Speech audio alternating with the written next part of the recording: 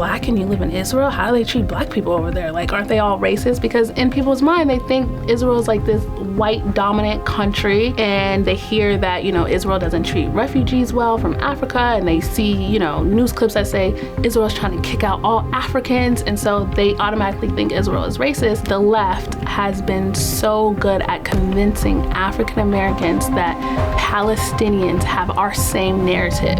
Arabs have a certain mentality. The reason why it's so hard to reach peace with them is because they don't want peace.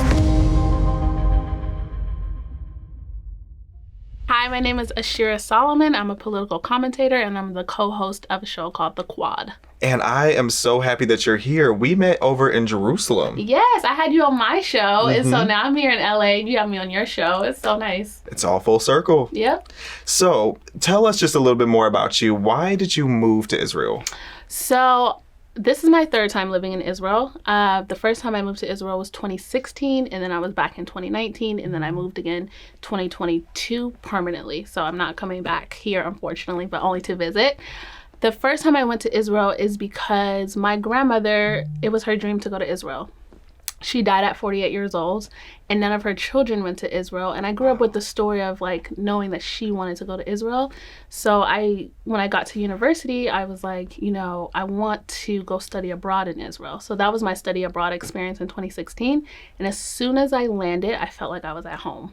Wow. And I remember you saying when you went to Israel, you also felt that same feeling. I did. You know, when I was in Jerusalem, particularly, I was at the Shuk. Yeah. And I have a picture of it that I've never posted because I look so goofy in that photo because I'm smiling so big because I just felt like I was at home. Yeah. Like I felt like I was meant to be here. I felt like just so welcomed in there. Yeah.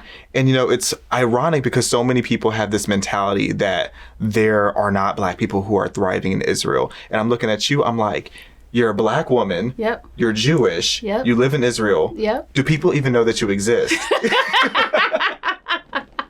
So it's funny. I think here in America, like, they faintly know about Ethiopian Jewry, and then like Black American Jews, absolutely not. Like when I come back, you know, to visit, they're like, you're Black and you live in Israel? How do they treat Black people over there? Like, aren't they all racist? Because in people's mind, they think Israel is like this white dominant country, and they hear that, you know, Israel doesn't treat refugees well from Africa, and they see, you know, news clips that say Israel's trying to kick out all Africans, and so they automatically think Israel is racist. But I thrive in Israel. Like you said, I live in Jerusalem as well. I feel so welcomed. I don't walk around thinking, oh my goodness, I'm Black, and, you know, they're going to treat me differently or stare at me or anything like that. Like, I feel completely at home, comfortable. And really, what people don't know is everyone gets treated equally good and bad in Israel. Like the Russians, the Blacks, the Moroccans, like everyone has a stereotype against every group, and we all come together, we love each other, and then we talk about each other. Mm-hmm. Yeah. You know, that's such a good point too, because I think about it when people are like, oh, well, this Israeli person says something. I'm like, you're telling me there's not ignorant people in America? Are we going to sit here and pretend like every single person here is a saint? Yes. I always like to say, listen, racism exists everywhere. It's not some new phenomenon. So of course, I'm sure racism exists in Israel. Does it affect my day-to-day? Does it affect my work life? Does it affect when I go to the Shuk and go shopping? Absolutely not. Are people throwing rocks at me? Are people not accepting my money? Are there signs that say no Blacks? You know what I mean? No, like it doesn't exist. Maybe there is some person in Israel who doesn't like Black people, but don't we have that in America? Don't you have that all over Europe? Don't you have it in Africa? Mm-hmm. You know what I mean? So it's not some phenomenon that racism is in Israel. So is there any segregation at all in Israel? No, there's no segregation. We don't have apartheid. I have Arab drivers.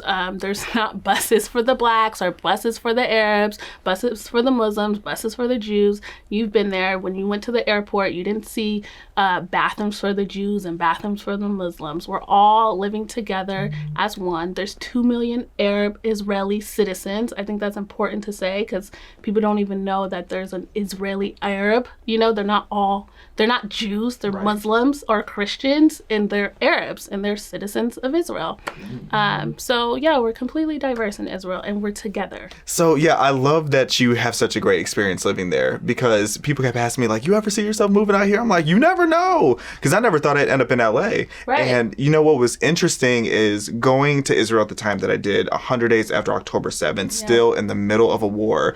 I was nervous, and I talked to our CEO here who spent a lot of time in Israel and just asked her what she thought about the safety. She looked me right in the eye and said, honestly, and she wasn't even joking. She said, honestly, you're safer in Israel right now than you are in Los Angeles. Absolutely. Xavier, I walk around Jerusalem at 2, 3 in the morning by myself. Really? Yes, I'm never scared to go anywhere in Jerusalem. I would never, even in the best neighborhoods. We talked about Livermore. You live there. I'm from there. You know, Livermore is a very safe city. I would never walk around Livermore at 1, 2, 3 in the morning by myself. Right. Anywhere in California, anywhere in the States. Jerusalem's completely safe. Now, some pockets of Tel Aviv, I don't think I would, I don't know if I would walk around, you know, but in Jerusalem for sure. Like, it's completely safe. And to circle back to saying, would you live in Israel? One of the things I love about living in Israel is it reminds you of what is important. It returns you back to your humanity and simplicity.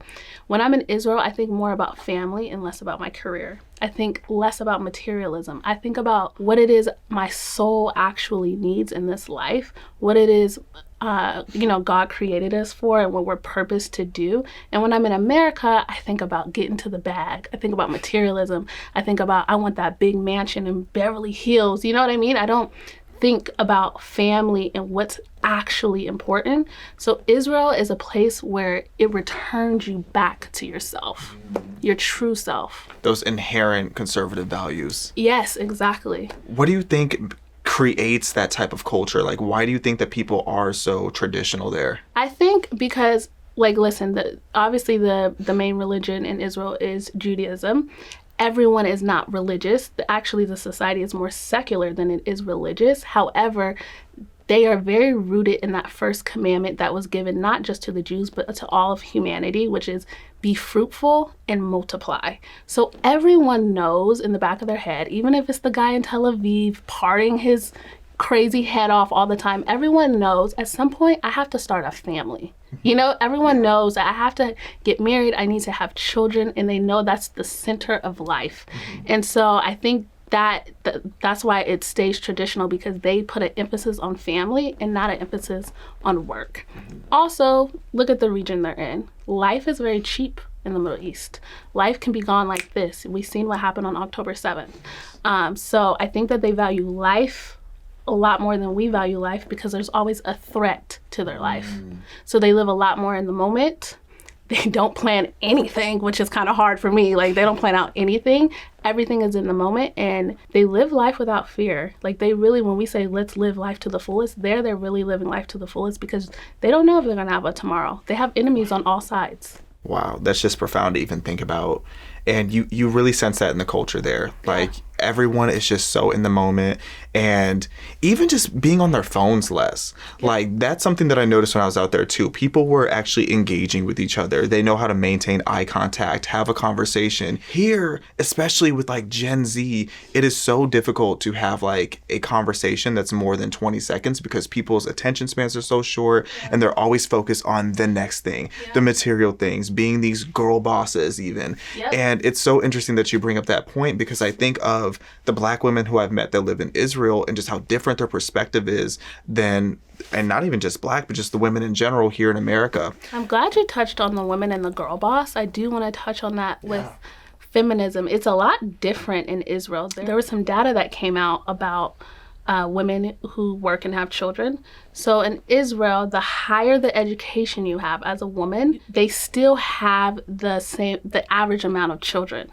In America, if you have higher education, a master's or a PhD, the amount of children you have declines. So you don't keep up with like the average for the country. So then we say, well, wait, these women have education and they're working and they're still producing in terms of birthing out children. So why doesn't that happen in America? And I think it's because, again, it goes back to the culture. They believe in having children. They believe in creating families. And they're saying, like, listen, we want to be educated. We want to, work. We want to give into the world, but we understand that family is first. I love that. Yeah. That is so powerful. And that's one of the big things that we're missing here is people are afraid of the idea of having children. I think that we've demoralized everything about our society. Yeah. Like, people are afraid to start families. They don't want to be parents, like, with whether it's through abortion and the birth control industry and all these different things. Like, everything is making the thought of having a child or being married or even a woman submitting to a man, like, those are all demonized in ways that 150 years ago, or not even just 150, maybe 50 to 100 years ago. 50 years ago, right? Completely different perspective. And I think that's why we've seen so many issues rise up in our society that we have now. Yeah, absolutely. And I think just the rise of this toxic feminism, I'm not saying, women can't desire to have careers, but that we have sold this idea that you chasing after your career is going to be the most and only fulfilling thing in your life. And it's not true. And we see that women in America are not happier because they're CEOs or they've reached the height of heights in their careers. We all hit 30 and 32. I'm 32. I'm seeing it among my friends, and everyone wants a baby. We're all educated. We're all spent our 20s getting educated and, we're all crawling, the corporate ladder. But really, at the end of the day, we desire a family. We desire a husband. We desire to have children, because a career it cannot be the only thing that fulfills you. At the end of my life, I want to have my children and my grandchildren and my great-grandchildren surrounding me. I don't care about having accolades and diplomas and achievements surrounding me when I'm going to die. I want to see an entire generation around me when I'm going to die. That is so powerful. And one more thing, how would you say the education system is different in Israel versus how it is here in America? So I can speak to when I studied at university there. One thing that I noticed was that the students were able to challenge the professors. So I'll give you an example. I had a class where we had a bunch of Zionists in the class. A woman who was a teacher, she was a professor. She was Jewish. However, she celebrated the Nakba. She didn't believe that Israel was a democratic state. She believed that the state does actually belong to the Palestinians. But, they had a bunch of Zionists, and they would go at it. I mean, fighting, just like challenging her. She's challenging them back. They would be yelling in the classroom. And then afterward, everyone would be like, let's go to Aroma Cafe and have a coffee. And it was just like, yeah, we had our fight, we had our debate, but like we can still be friends.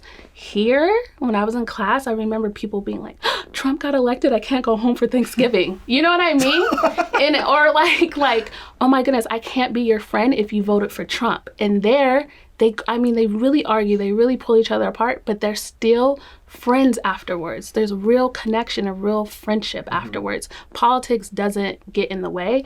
And I really like that. I remember writing some of my papers, in college in favor of what I knew my teacher would want to hear, just so I could pass and get along. But there, you really felt like, no, use your voice and fight. Fight for what you stand up for, and the professor can fight for what they stand for, and it's fine. You have freedom to do that. I love that. I wish it was more like that here.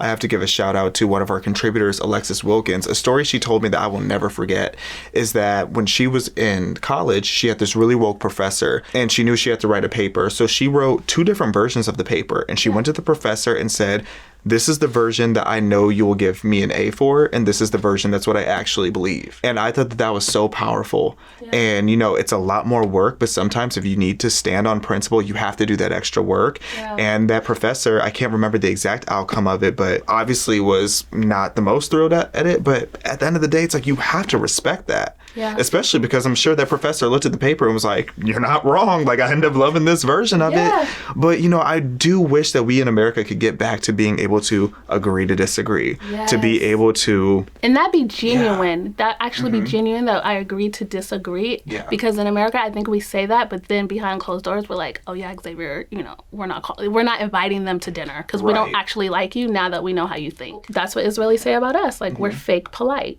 You know what I mean? Like, Israelis are very rude, but they're actually kind. because they'll help you. They'll listen to you. Whatever you need, they'll give you the shirt off their back. It's not a fake polite. So it comes off a little strong that, they're knocking you down in the street in the rude, but they'll actually give you the food off their plate. Yeah. In America, we're like, hi, oh, great, how are you? Oh, bye. Like, we don't actually show up for each other in the way that we should be showing up for each other. Yeah. Yeah, that's so interesting. One of the things I notice out there is no one uses the word sliha. No, which means excuse me in Israel. No. And the shook, I was fighting for my life trying to get through there sometimes, but...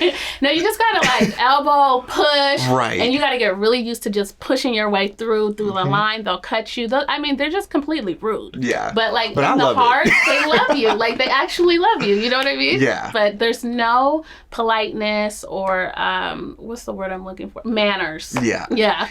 That was one of the things people kept warning me about out there. And the first time I went, I was caught off guard. But like after 10 days there, like I really got the hang of it. Going in the second time, I was ready. Yeah. I was putting that shoulder into the crowd. Like I was getting where I needed to be. And no one was offended that you was, throwing those shoulders. Now, if it were a racist country, like people say, when I was barging through and not saying sliha, then they would have had something to say. But they're like, oh no, he's Israeli. Exactly. They almost respect you. They're like, oh, okay, good. You can come now. Right. You're tough. Right. I'm surprised they don't have like the top rugby team in the world. Right.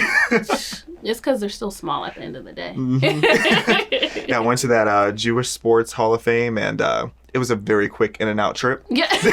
It wasn't a lot. No shade. I love the Jewish community, but there was not a lot to show in that Hall of Fame. That's why they need to take in more Black Americans. And, we need to mix in the genetics there. Right. And, get some big people in there. Just do what you got to do. Yeah, exactly. That is so funny. I said last question earlier, but I actually have so much more for you. Okay. One thing I want to bring up is, why do you think that so many Black Americans think that they should be supporting Palestinians rather than Israelis? Wow. So we both know it's propaganda, but what it really is that the left has been so good at convincing African Americans that Palestinians have our same narrative. And we as Black people, we have a beautiful culture. We have a beautiful history in America. We fought for our civil rights in this country. We helped build this country in so many ways, and we did it through the mechanism of peace. And we as Black Americans are very sensitive to oppression. We're very sensitive to apartheid. We're very sensitive to terms like slavery. We're very sensitive to terms like colonialism. So when you start using those buzzwords in our community, we want to go and fight for the underdog, because we have always felt like we were the underdogs. And so they have successively convinced us that they are oppressed just like us. And now you see us, Black people, supporting terrorism. We didn't never commit terrorism in America to get our freedoms. How are we like them? And their story is nothing like our story. There's no way, and I don't want to do Oppression Olympics because it's not about Oppression Olympics, but there's no way anyone can say that the Palestinians' plight was worse than the African Americans' plight. It just wasn't. You guys were not taken from the west coast of Africa, brought over here, been slaves, fighting for your rights, defined as 3/4 of the person, nothing. So if we can go through all of that and not use the mechanism of terrorism, start cutting up white people's children and burning up white people and all of these things, and we have bombs dropped on us and all of these things, and still push forward with peace and really fight and teach ourselves how to read, teach ourselves how to write, teach ourselves business and be successful, and then you're going to compare me to a terrorist? It's ludicrous. It's disrespectful. And then to see Black people support that. I'm so personally offended when I think about my grandparents, my great-grandparents, people who came before us who actually had to fight for Jim Crow and all of these things, had to get through all of these obstacles just for us to be compared to a group who is literally committing terrorism. They're terrorizing the Jews. And then to say, oh yeah, support us because we're just alike. Between the Black community and the Jewish community, it's really hard to say who's been lied about more and who's been lied to more, because propaganda has been weaponized on us for so long. Yeah. And again, I feel like the theme is demoralization. Yeah. I think back to our grandparents and the era that they grew up in, and the grit that they had, the tenacity that they had. They wanted to have a strong family unit. And they, like you said, even going further back with our ancestors, it's like, they were teaching each other how to read. They were starting businesses when really they weren't allowed to. Yeah. They were so determined to be successful. But now in America, it's like all this opportunity is sitting right there in front of us. Instead of taking advantage of it, we'd rather sit there and complain about what our ancestors went through. You know, I had a woman on our show, and she said something so powerful, and it stuck with me. She said, as Jewish people, we were taught, because God brought us out of Egypt, because we were once slaves, we now have a duty to help the poor, help the widow, help the oppressed, because we were slaves. Not we are now entitled to XYZ because we were slaves. No, we now have a duty to rise up and protect others. And here in America, Black people almost have an entitlement. Because we were slavery, because all of these things happened to us, you must give us this now. We demand that we have this. You must make it easier for us. You must give us all these concessions. But we should actually be standing up and saying, no, because we know we were slaves at one point in this country, because we had to overcome, because we were resilient, now we're going to go and take our strength of our culture, of our people, and we're going to go help others. But we have like this entitlement spirit. I think all Americans have an entitlement spirit, not just Black Americans. But come on, really? It's 2024. We have it bad in 2024. Right. I mean, our ancestors built a whole Black Wall Street. Mm-hmm. You know what I mean? And that goes back to the Gaza thing. We gave up Gaza in 2005. Israel left Gaza. They could have turned Gaza into Dubai, right? Mm-hmm. They didn't. They built tunnels, they oppressed their own people, and that's what you have in Gaza right now. When Black people were being oppressed, we pushed through and we built a whole Black Wall Street. Mm-hmm. Like, what? Right. We have successful Black people. We have millionaires, we have billionaires. There's no excuse. We all have the opportunity to be successful. I learned recently that there are about 2 million Black millionaires here in America. Wow. Isn't that profound? Yeah. And yet people try to say that we're oppressed in this country. I guarantee you a lot of them are self-made. Yeah. So if it's an option for so many of these Black people, why wouldn't it have been an option for the rest of us? Yeah. And again, it just shows like we should not be compared to Palestinians. We should not be even categorized as them, because I feel like you are categorizing us with Hamas in that case. You are. These people who, I look at Hamas and I'm pretty sure the leader of Hamas is richer than Donald Trump, Beyonce, and Jay-Z combined. Yeah, he has billions living in Qatar. Yeah. Billions. And yet, if anybody is oppressing the Palestinians, it's their own government that they have elected. Right. They have chosen this path, and we're supposed to be shocked that they're struggling in their situation out there when they have taken the water pipes and turned them into these ghetto missiles that don't make it anywhere. Right. They are burning down their own resources that the Israelis left them because they have too much pride to utilize them. So I don't understand how we are being compared at all, because not only are our situations not similar, but we just do not have the same mentality. No. Black people fought with peace. Black people fought with prosperity and building our businesses and proving that we were worthy of equality, and we fought for that, and we have that now. The Palestinians choose violence every single time. Every single time. Every time there's a ceasefire, you know what ends that ceasefire? Them attacking Israelis. Exactly. So right. We are not the same. Nothing about us is fundamentally the same. So I don't like that comparison, and I blame groups like Black Lives Matter, because if they had the same comfortability here as Hamas has over in Israel, I'm pretty sure Black Lives Matter would be raining down terrorism on white people here in America. Oh, absolutely. Just to push that narrative. Absolutely. It's the Marxism that is polluting these people's brains. Absolutely. And just to circle back to about Palestinians, people always comment and say, well, not all Palestinians. Well, certainly not all Palestinians, right. But 70% of Palestinians support Hamas. Mm-hmm. They support October 7th. You and I watched the 47-minute IDF film together in New York. Yes. What did you see? We seen them laughing and having glee over the bodies as they cut someone's head off. Mm-hmm. They were calling their parents saying, Abu, Abu, father, father, I killed a Yehudi, I killed a Jew. And the father was saying, oh, Allah Akbar, praise God, praise God. We seen when they took the hostages into Gaza that everyone was celebrating and cheering. They were cheering. So I'm sorry that I have to go against this narrative that there's innocent Palestinians. I'm sure there's a few, but it's definitely not the majority. That is so true. That is so true. And, you know, watching the 47 minutes of what happened on October 7th, one of the things that stuck out to me is how young these people were. Because I didn't really know how to envision what a musty genocidal terrorist looks like. And what threw me off is that so many of these people, they were younger than me. Yeah, they're like 20, 18. They're, yeah, like 19, teenagers, 17. early 20s. Yeah. And when you think about it, it makes sense. Hamas was organized in 1988. They came into full power in 2005. So if you think about it, and plus, you know, the Palestinians are a very young population for the most part. Oh, yeah. So a majority of them have been raised, if not during the rise of Hamas, but after the rise of Hamas. So of course, with the fact that since 1988 in their charter, they have been committed to killing Jews and Christians, now you have that hateful ideology infiltrating their culture. They are raised to be hateful. And I'm not saying that every single person in Gaza is a hateful person, but it's safe to assume that a lot of them are. It's more than safe to assume because UNRWA, the UNRWA schools, we know that the teachers in those schools are Hamas terrorists. They're part of the Hamas organization. We know that in their school books that they teach death to America, death to Israel. This is how to kill Yehudi.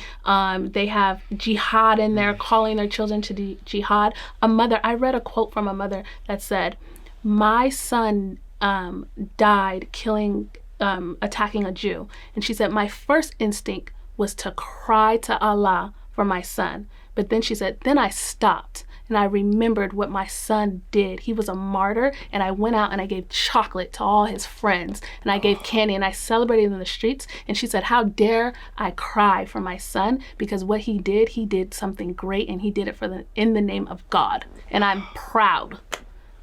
And that's a mother whose child just died because he's been taught all his life to be a martyr. And that's who we're dealing with. People don't understand the Arab mentality. People from the West, they don't understand. Arabs have a certain mentality. The reason why it's so hard to reach peace with them is because they don't want peace. They want to take over Israel. They don't want there to be a land of Israel. So we cannot make peace with a partner when there is no partner. The Arab mentality, all they understand is respect. That's it. So if we set back and we let them run us over, then that's all they're going to do. We have to fight because we have to show them, no, you're going to respect us, number one. And number two, they have a mentality that wherever they go in the world, if they conquer that land is Muslim land. That land is their land forever. So in their minds, we can never exist. We can never exist together. We can never coexist. They don't have a coexisting mindset. Their mind is that we can only exist under jihad. We can only exist under Allah, being submissive to Islam. That's it. There is no coexistence in the Arab mind.